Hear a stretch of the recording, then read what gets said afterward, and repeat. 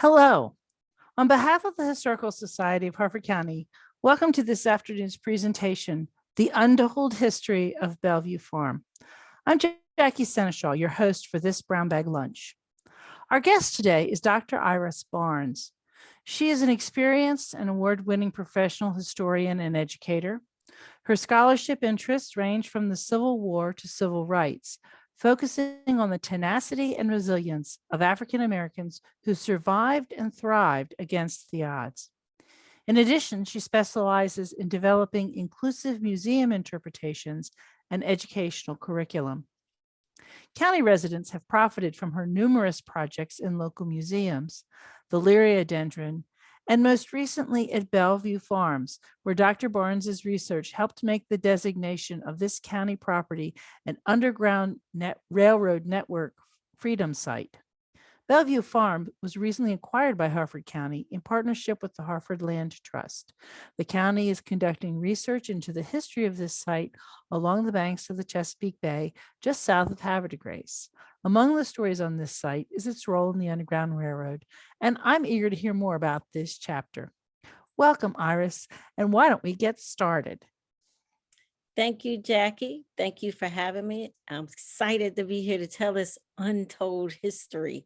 Harford County, when they purchased the property, was not aware of this in history, and it's really vital and impacted the nation. Well, go ahead and let's get started. Let's hear the story. All right, let me share my screen.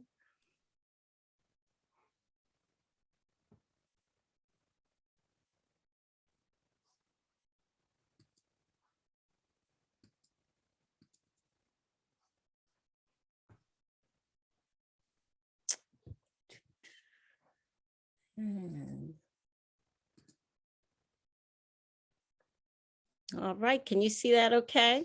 Yes, ma'am. Let's hear it. All right, well, thank you all for joining us today. Again, my name is Dr. Leigh Barnes, and I will be talking about Belle Vue Farm. Now, Belle Vue Farm, or 9/11. Let me start out with 9/11. When we think of 9/11, we think of September 11th, when a day that the country was shocked by the attack. And everyone remembers what they did. It changed America forever. But 150 years prior, another event had similar impact that started on 9/11, 1851. On 9/11, 1851, the nation was shocked by the standoff between a slaveholder and freedom seekers in Christiana, Pennsylvania. It was a complex series of events that culminated in the largest treason trial in U.S. history. That's big, right, Jackie? That's big. It was a day that ended in mayhem and death, and is considered one of the several sparks that led to the Civil War. Some called it Christiana Riot. That's what it was initially dubbed. Then it was called Christiana Tragedy. But today we refer to it as a Christiana Resistance because it wasn't really a riot. It was individuals defending themselves against being enslaved. So today's presentation, we're going to find out what happened in Christiana, Pennsylvania on 9/11, 1851. What does it have to do with Belle Vue Farm? And how did this event impact the nation? Now, we mentioned the Christiana Resistance happened in Pennsylvania. That is so true. But this is a story with quite deep roots in Maryland, Baltimore County, where we're here of the major players in this event are from Baltimore County. Anne Arundel County, one of the leaders in the events of the freedom seekers.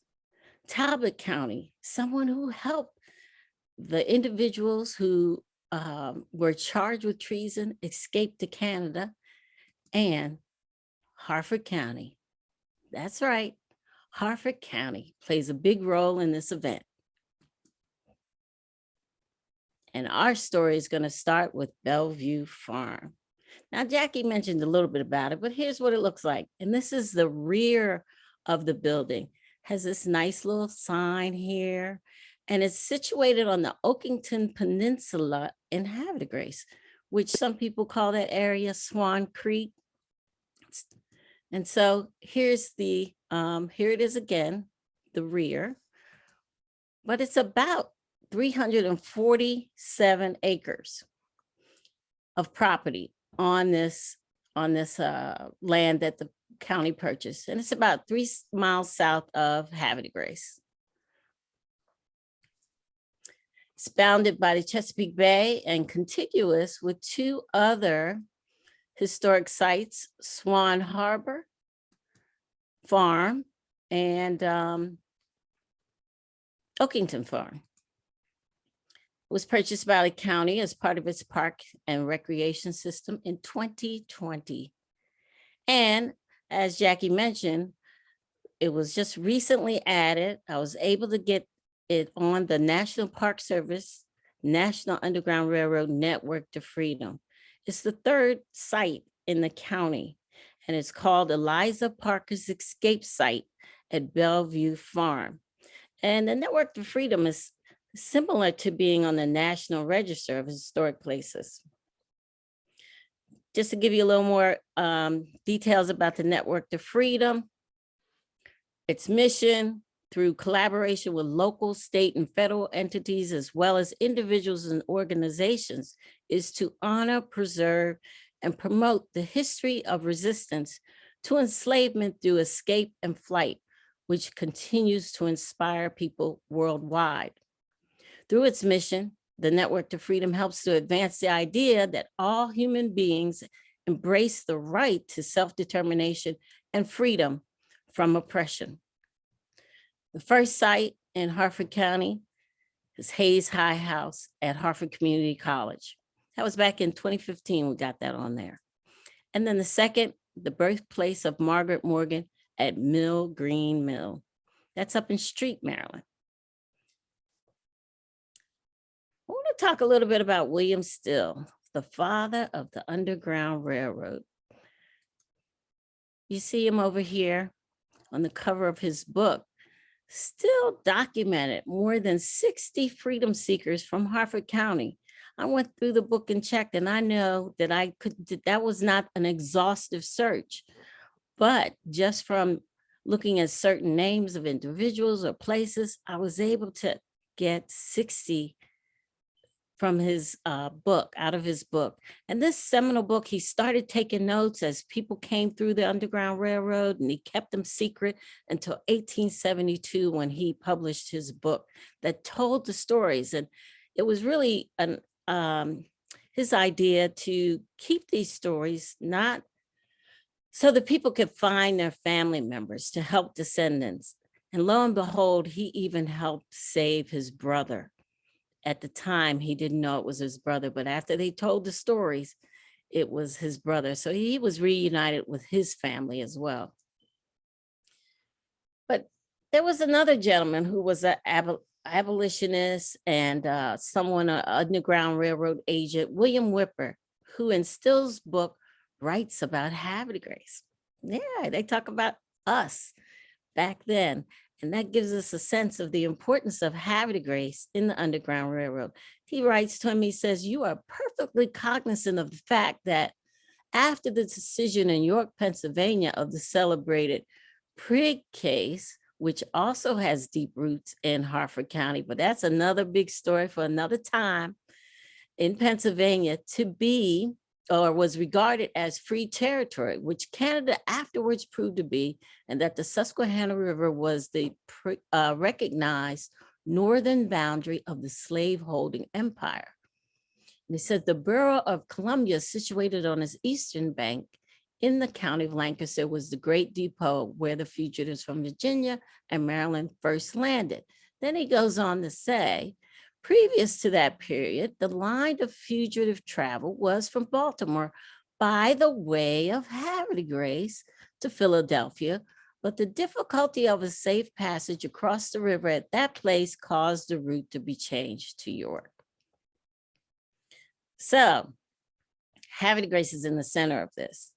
Let's talk about the ownership of the house. Now, this is the front of the house. I kind of thought the front looked a little, the back looked a little fancier, but this is the front and it's facing the Chesapeake. It's this property, and one of the reasons the county was interested in it was it's one of the largest and longest single family property ownership histories, or it has in the county. And then, but after a series of land grants and or patents from 1661 that Garrett Rutten owned, by 1809, it was owned by Elijah Davis through his marriage to Mary Goldsmith Garretson, a descendant of Rutten. So this is an image, can't see it too well, of the land patent. But here's a little description of the property. It had a 2-story brick house, which you see to the left there, 2 slave quarters, an outdoor kitchen. A lot of times kitchens were outdoors so that they didn't burn the house down if there was, high heat or ashes. A carriage house, a stable, a meat house, a hen house, and a fish house on the shore. Okay. Remember, it was 300 acres. It takes a lot of people to work 300 acres. So let's talk about slavery. We're talking about 18th and 19th century history. So that's a part of American history. Slavery was a staple. If you had a lot of land, you couldn't work it with just your family. And you didn't usually have paid workers. You usually had slave labor or enslaved individuals working for you for nothing, so to speak. Some would argue that providing them with a place to live and a little bit of food and a little bit of clothing was payment enough. But that's another argument for another day. So in 1790, census records show that the Davis family had 14 enslaved individuals. 1798, 16, 1800, 36, the numbers increasing. And then somewhere in between, we don't really have the details, between 1800 and 1829, when Elijah Davis died. Remember, he was the patriarch of the family. And in his will, he divided his property and gives to 2 of his sons the bills of sale for certain Negroes, the better to enable them to take such Negroes to the said state of Alabama to be valued there. At this time, what sometimes we refer to as the Second Middle Passage, many slaveholders are realizing that they can make a lot more money down south. Some are family members, sons, daughters are moving into the deep south, Mississippi, Alabama, Louisiana. They have huge farms. We thought 347 acres was a lot. They may have had 1,000 acres or a couple thousand acres, or even hundreds of enslaved individuals. So he's making this possible for his children, knowing that they're going to get more money in Alabama than in Maryland. Believe it or not, in Harford County, we grew tobacco, and tobacco requires a lot more labor. And as we wore the soil out and we were no longer growing tobacco, a lot of the slaveholders did not want to maintain that high number of enslaved workers. And so they were selling them down south. But this, after this will and the sale of properties, it caused a lot of competition and conflict within the family. So as property is being divided to pay father's creditors, some siblings relocate into the deep south, as I mentioned. Some purchase the interests of other siblings because he divides it up evenly, except for some of the enslaved, but I think the land he divides evenly. And only 5 of the 12 siblings remain in the area at Belle Vue. And then finally, Albert Davis is the last son holding the keys. The 1840 census shows only 2 white males overseeing 26 slaves at Belle Vue Farm. So now we know, as we can see to the left, that selling off individual family members, children, spouses from Black families really wreaked havoc on the families. But it also inspired, gave some of the individuals a reason to run, to flee, to seek their freedom. They didn't want to be separated. They didn't want to be sold down south, where sometimes the conditions were so much more harsh. And so the Howard Harris family sees their opportunity. They decide they're going to run. Now, Christmas was a major time for individuals to seek their freedom. Holidays in general, Easter, Whitsuntide, which is Pentecost, and probably because, number one, they often got passes to go visit other family members, children, or spouses on other farms. Or, to be honest, a lot of times the slaveholders were simply just drunk and not paying attention, partying in the holidays. So at Easter time, it was between 1842 and 1843. There's no clear record on that. This is based on newspaper accounts. The brothers, there are 2 brothers in the family, get a pass to Havre de Grace. We don't know the names of the 2 brothers, but they never return. The sisters, Hannah and Eliza has a sister named Hannah, follow soon after. Then kind of weird that Albert orders Cassandra, that's the mother's name, sometimes she was referred to as Cassie, to go find her children, bring them back, and don't return without them. Those were his orders. So she returns about a year later, but without the children. He sends her back out to locate them again. She comes back, still no children. Then by the 3rd time he sends her back out, she locates them, but she stays. She does not return back to Havre de Grace. Now, just a little bit more about Havre de Grace and the Underground Railroad. Remember we talked about, or William Whipper talked about, the significance of the Susquehanna. Havre de Grace is situated right at the confluence of the Susquehanna and the Chesapeake, and Belle Vue falls more on the Chesapeake portion. But it's not far, just up the street. Now, we always hear about Frederick Douglass escaped by train over the Susquehanna. We hear about that all the time. But we don't hear about the fact that Havre de Grace was referred to as the Promised Land. Maybe because freedom seekers knew that when they got that far, they weren't too far from Pennsylvania. They also knew if they were on foot, if they followed that Susquehanna, they could get to one of the free Black communities on the other side. We also know of a gentleman named Hazard Harris with William Worthington helping enslave, but he was located in Darlington.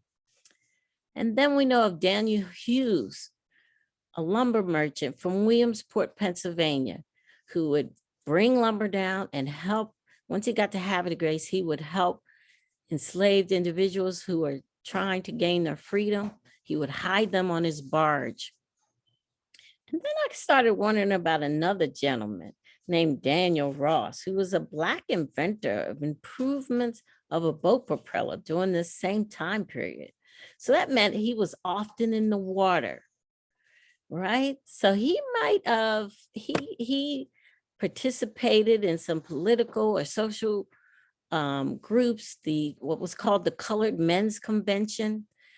And so we know that that means he's a little bit active, he's paying attention, he has some friends and connections.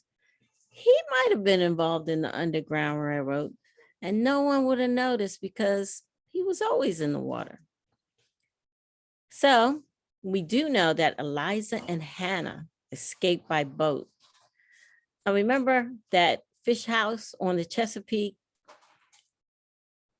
holiday time. They're always working out on the farm, either in the meat house or the fish house. No one would pay attention if they were out there again, and maybe they happened to see Mr. Daniel Ross or Daniel Hughes. They could have been instrumental in their escape. We don't know exactly, but just kind of putting some pieces together, that may have been how they got away. But we're going to focus on Eliza. She's an important person in this story. Usually when we talk about the Christiana Resistance, we talk about her husband, William, or we talk about Edward Gorsuch, and we'll find out more about them. But we're going to talk about Eliza. Now, I know that this lady's interesting. This is not Eliza, but I just wanted a picture of a woman. So that's not her. That's my disclaimer.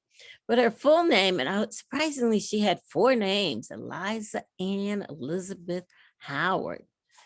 And actually, she was about 12 years old when slaveholder Elijah Davis died. Her mother, Cassandra or Cassie, was about 38 years old then. Remember, she had 2 brothers, still unnamed. I haven't found their names yet. And her sister, Hannah, who later got married, last name Pinckney, Hannah Pinckney. And then Eliza meets and marries William Parker, another freedom seeker from Anne Arundel County, Maryland. So far, we've got 2 counties involved. And no, that's not William. Again, just a little graphic for us.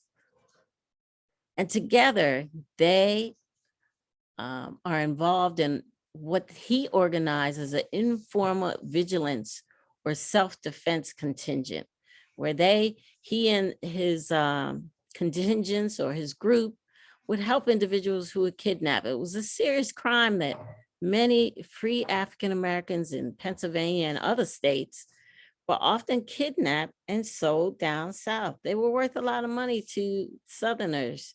And you may have remembered the film or the book 12 Years a Slave.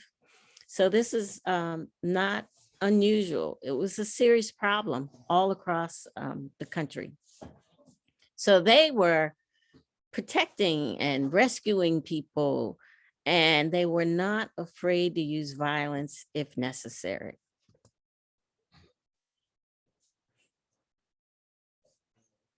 Let's talk about the Fugitive Slave Acts and Prigg versus Pennsylvania, because these play a role in what happened on 9/11/1851. First of all, in the Constitution, 1793 provided for, or the 1793 Fugitive Slave Act provided for the seizure and return of runaway slaves who escaped from one state into another. As a result of that, many of the free states passed what they called personal liberty laws, which were designed to protect free Blacks from being kidnapped and someone coming in claiming that they were their property and stealing them across the line without any proof or little proof or plagiarized proof.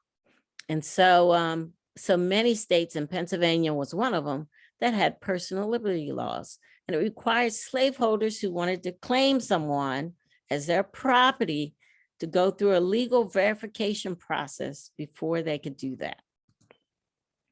In 1842, these personal liberty laws were struck down, deemed unconstitutional, resulting from, guess what? A kidnapping that led to Prigg versus Pennsylvania.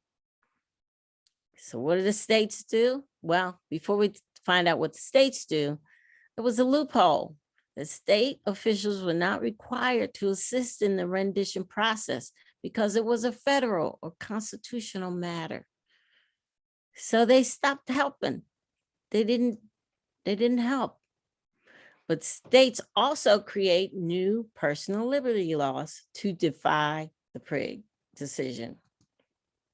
1850, slaveholders get together. They said, we need to strengthen that 1793 Fugitive Slave Act.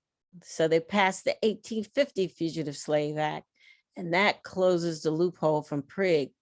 And it also emboldens slaveholders and slave catchers. Now they're armed with federal law. They go into any state and claim a person as their slave. Guess what? This increased kidnappings, and it just became a serious problem. And it allowed federal marshals to deputize individuals to assist them in recapture. So just you're out there, and he says, I deputize you to go capture that person. All of a sudden, you're like a police officer, just on the spot. Now, Edward and Dickinson Gorsuch, 1850. Well, let's go back a little bit. They were from Baltimore County. Edward was a slaveholder from Baltimore County, and Dickinson was his son. This is an image of Dickinson over here. In 1849, 4 of Edward's bondsmen or slaves escaped from Baltimore County, and they found refuge and freedom and work in Christiana. For 2 years, Gorsuch used every possible legal method to find and bring home his property, but to no avail. He even thought initially they would come back because he was so good to them. Well, they did not come back. And then when the controversial Fugitive Slave Law of 1850 was passed the following year, Gorsuch had another legal opportunity to recapture and return his bondsman. He was going to give that a try. And lo and behold, in August, right before September, he didn't waste any time. Gorsuch has an informant that tells him that he knows where his property is. So he got together a posse with his sons, some other men, and a U.S. Marshal, and they arrived at the Parkers where his fugitives were living.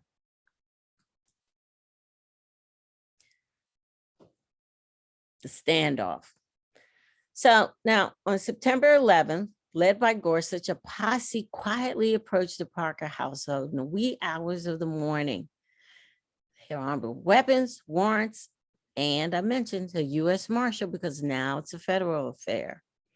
But little did they know that Parker had his informants too. They were ready. They knew they were coming. In fact, he even was housing Gorsuch's former bondsman. And sometimes, they're arguing inside. They want to go ahead and give up, and Parker won't let them. First, they're defiant, but he says, no, nobody's leaving. We're going to stand our ground. Okay. So Gorsuch and William, it's interesting, once he arrives and commands them to hand over his property, they say no. First of all, they deny that they're there to him, and then eventually, they admit it. But they debate and banter and quote scripture, and each one trying to support their arguments as for their side of the case, why they should be let go, why they should stay. No, it's his property, it's his legal right, all of that. And then, this commotion, all this hollering, this goes on for like an hour or so, attracted a few neighbors. Some came to offer assistance, some of the Black vigilance groups, and they come with all kinds of makeshift weapons, and some Quaker, some white Quaker neighbors, including Parker's landlord. And they cautioned Gorsuch, look, you need to just go home because you could get hurt. This is a serious group here. They don't play. You should just go on home. Of course, he ignores them. And even the marshal tried to get the Quakers to assist them, to deputize them. But the Quakers refused. They say, no, we don't want any parts of this. You should just go home. But they don't listen. The debate got more and more intense, and Gorsuch grew more impatient. So Elijah, right here in the upper floor, sounded the alarm for help by blowing a horn out the window. This was a signal that they developed. If there was anyone trying to attack or kidnap anyone, this was their signal to their vigilance group to come and help. But when she blows that alarm, the posse is startled and they start shooting up at her. And then the vigilance group, the neighbors went into defense mode, using all manner of makeshift weapons, corn cutters, rakes. Some had guns. They were ready. They used whatever they had. Both sides fought for their lives. But it ended up being a tragedy.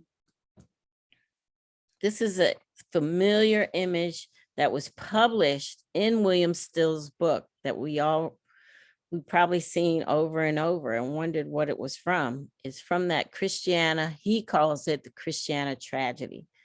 Mayhem and murder was that brief but brutal brawl left Edward Gorsuch dead. Left his son Dickinson severely wounded. And the rest of the Gorsuch posse ran for their lives, including the marshal. The aftermath. It didn't just stop there. William Parker and Gorsuch's fugitives, the one that he claimed as his property, escaped with assistance from the Quaker women who disguised them and escorted them off to safety. This is Dickinson. He was wounded and was nursed back to health by the Quaker Pownell family.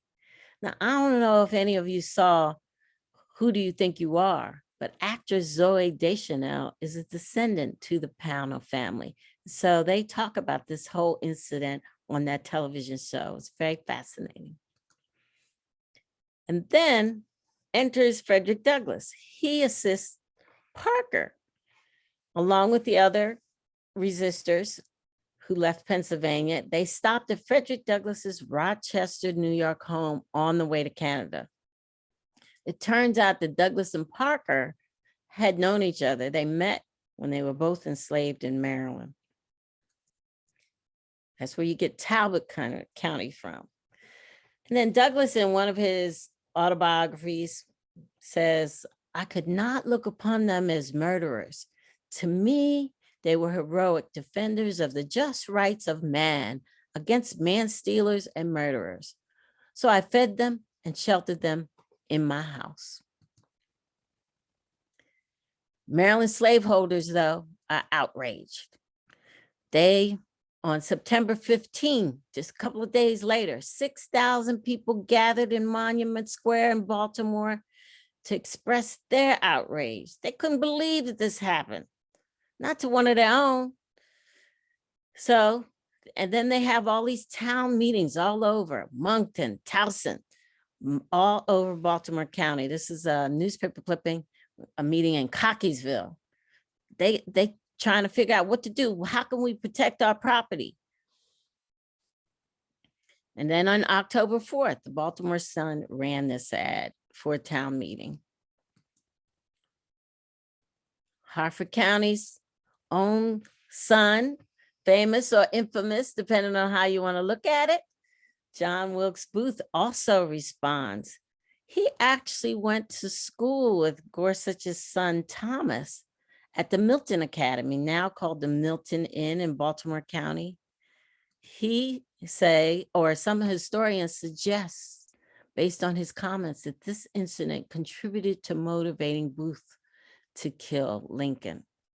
This was one of his friends. His family's attacked. His father's killed. Then they are charged with treason. First of all, vigilante white men terrorized the Black community, seizing anyone they could get and arresting them, probably beating and maybe even killing a few. Don't have a count of that. But 100 people were arrested, which included 4 white men, and the remainder were Black residents, even ones who were not around at the time. They just arrested everyone. 41 were indicted. And this is Kastner Hanway, a Quaker man, and he was the first person placed on trial. They put him on trial first, not Parker. Remember, Parker got away. But they said, we don't think those Negroes could come up with such a plan, a scheme, something this great. It had to be a white man who thought this through. And so they put him on trial first. This incident eventually led to the largest treason trial in U.S. history. But enters Thaddeus Stevens to the rescue. Thaddeus Stevens eventually became a congressman. He led the defense team. Some of you might remember Tommy Lee Jones playing him in the movie Lincoln, who advocated and fought for the 13th Amendment to end slavery. Well, they do look somewhat alike, don't they? This is the real Thaddeus Stevens. And prior to becoming a lawyer, Stevens taught school at the York Academy and continued his studies for the bar. But local Pennsylvania lawyers passed the resolution barring from membership anyone who had followed any other profession while preparing for admission. Why would they do that? Some say it was really targeted at Stevens, whom they didn't care for. Maybe it was his politics. But undaunted, presented himself and 4 bottles of Madeira wine to the examining board in nearby Harford County. He says, few questions were asked, but much wine was drunk. He left Bel Air, that's where he passed the bar, the next morning with a certificate allowing him through reciprocity to practice law anywhere. So, hey, even Thaddeus Stevens has a Harford County connection. As I mentioned, this was considered the largest treason trial in U.S. history. And then Kastner Hanway was acquitted after 15 minutes. These are the other 3 gentlemen. This is the photograph. There's Ambrose Pownell, Charles Dingy, and Gilbert Bouchon. They were tried. But actually, excuse me, they were held for the trial, but no one was ever convicted of the death of Edward Gorsuch. And Maryland Governor E. Lewis Lowe responded in his annual message, and he said the trial was a farce and a mockery. It wasn't a real trial. But I guess in Pennsylvania, they saw it as self-defense. So what happened to Eliza and her mother? That's a very interesting story. Eliza, her sister Hannah, and several others left Christiana for Canada to avoid any further retaliation, retribution, and to join up with their husbands who were in Canada. Cassie, on the other hand, weary from years of drama. Remember how she had to go back and forth, try to find her children and bring them back.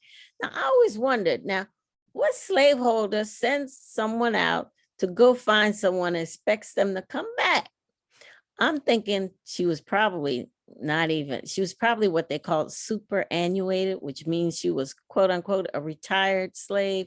She was too old to be worked anymore, and the law didn't allow you to keep them enslaved past the age of 50.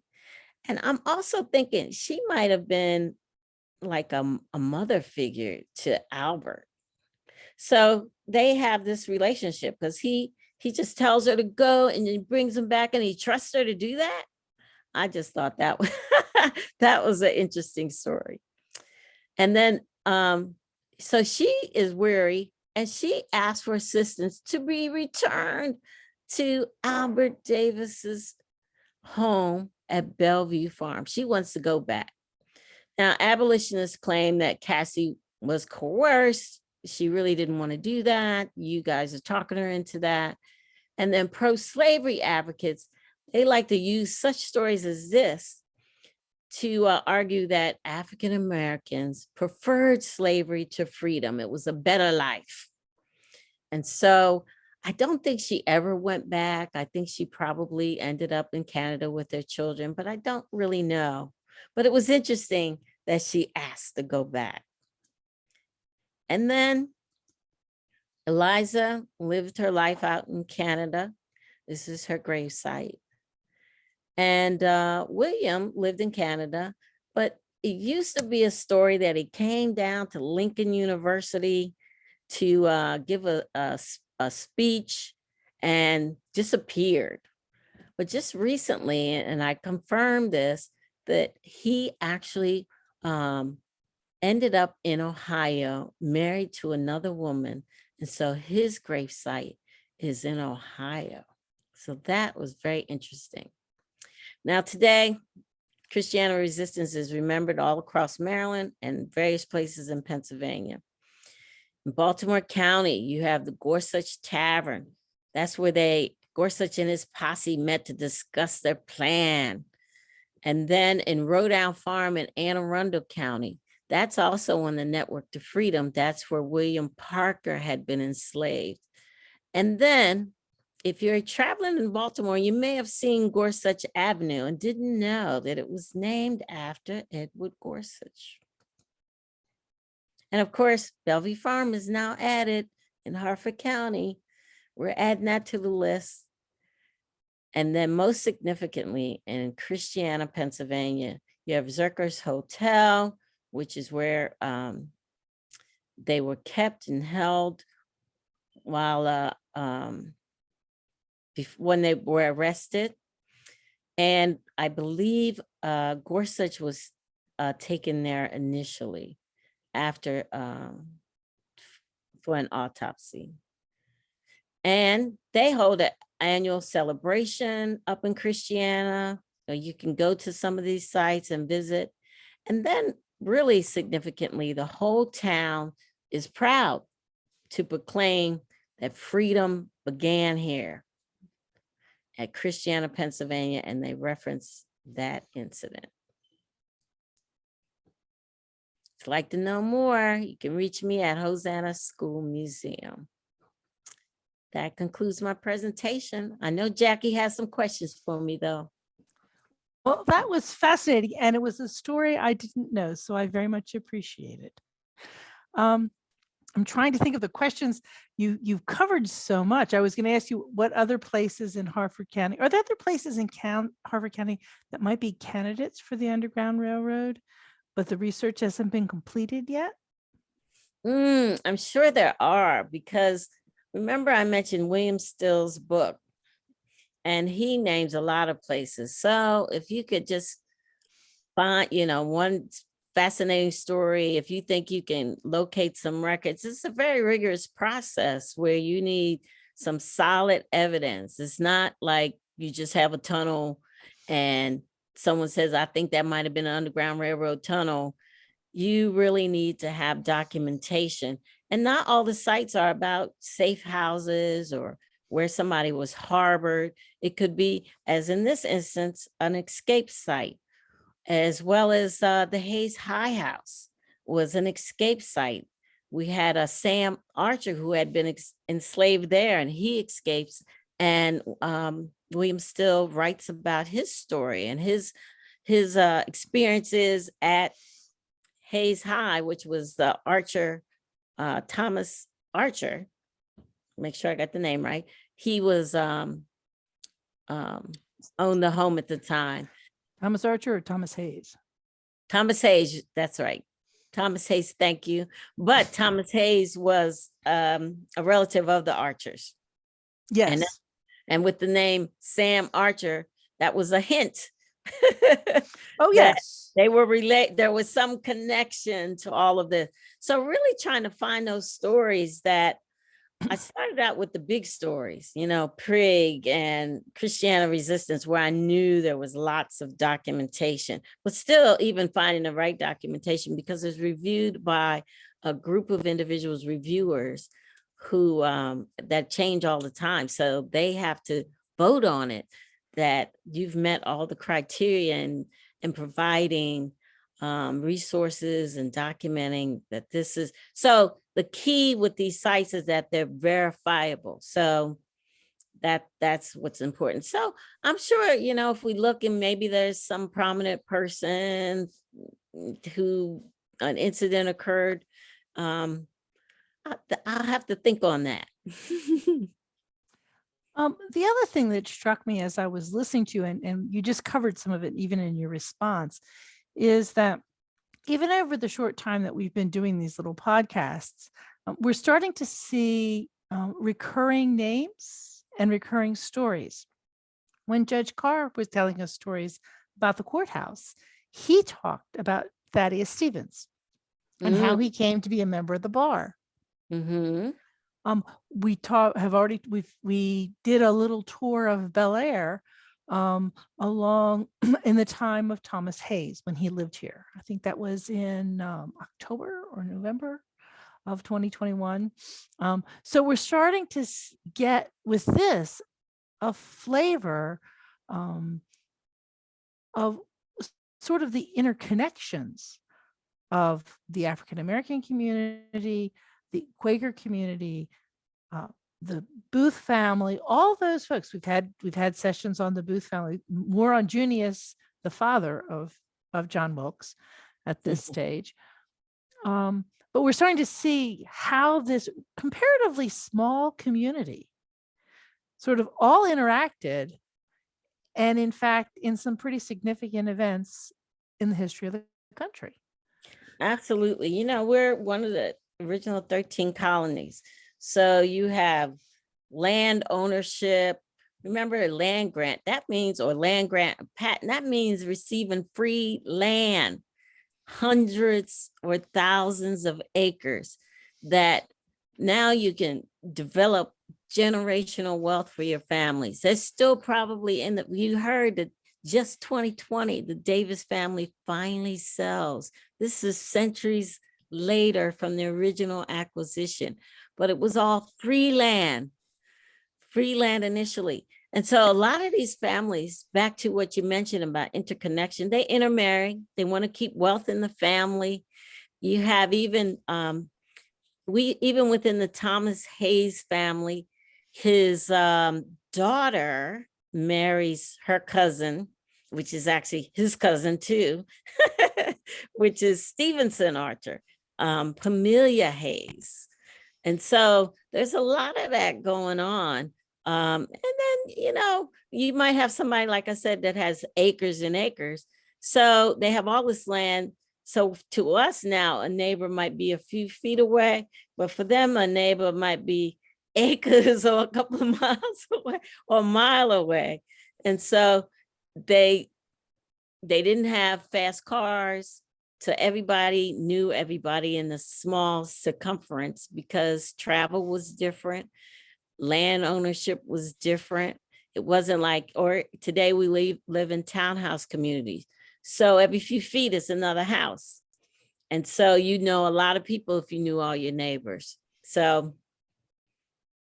But I think it's also interesting to see how the stories interconnect, because I think we tend to think of, African-American history is over in this bucket and the upper class history is over in this bucket. And then, the dirt farmers don't even have a written history. So, but what we see as we listen is that all those lives were actually intersecting and crossing over, and they were interacting with each other on a daily basis or on a regular basis. Maybe not every day, but they knew each other and their stories were connected. Absolutely. I mean, you couldn't have a huge farm and run it and be wealthy without the enslaved labor, that coerced labor. If you had to pay someone, maybe you could have been somewhat wealthy, but they didn't want to do that. They wanted free labor. And so that made a huge difference in the amount of wealth. And of course, you don't have American history without telling the African American experience, because it's so intertwined with the wealth, with the politics. A lot of the laws were written because of they wanted to prevent free Black people from getting land or this or that because they want to keep to themselves. And just if you look at the laws and you see how many laws are based on that, it's just amazing. But it's just you can't separate them. It's all one history. It's just what lens are you going to look at? Which side? Whose story are you going to tell? Are you going to leave some of it out? Well, then you don't have the whole story. Look what happened with Belle Vue. They just now hearing the story about that property. All these years the county wanted to acquire it because they hadn't looked at it from another lens. They might have thought maybe there's some Native American history here if we do some archaeological digs, just because of when it was acquired, but they hadn't thought about that. Or maybe they did, but just didn't know where to look initially. But well, I think we're going to find a lot at Belle Vue Farm because it was in the same ownership and it wasn't subdivided, which is a huge difference. And you and I both serve on the county's Historic Preservation Commission. And so we're aware of some of that stuff. I want to point out that the county is in the process of preparing its plan for the future use of Belle Vue. And I think this exploration of its colonial history, its Civil War history, and its pre-colonial history, I think will all be part of an important tapestry as we move forward. I really want to thank you for this incredibly enlightening and wonderful story. It makes me proud to be part of Harford County, even though my family had nothing to do with any of this stuff. It's At least it is fascinating. And I really want to thank Dr. Iris Barnes for this fascinating presentation. I want to let our listeners know that on the Historical Society's website, you can purchase lots of bulletins with interesting stories about Harford County's past. We have a number of stories about Harford County's role in the Civil War. And we've talked about Judge Carr's presentations on the courthouse here in Bel Air. If you've enjoyed this event, please consider making a donation or becoming a member of the Historical Society of Harford County. You can visit our website at www.harfordhistory.org. I want to let you know that our next event is on Saturday, February the 12th. It'll be a discussion of the Mon-Paul Railroad, be at 2 p.m. This is going to be an in-person and virtual event. You can register at our website.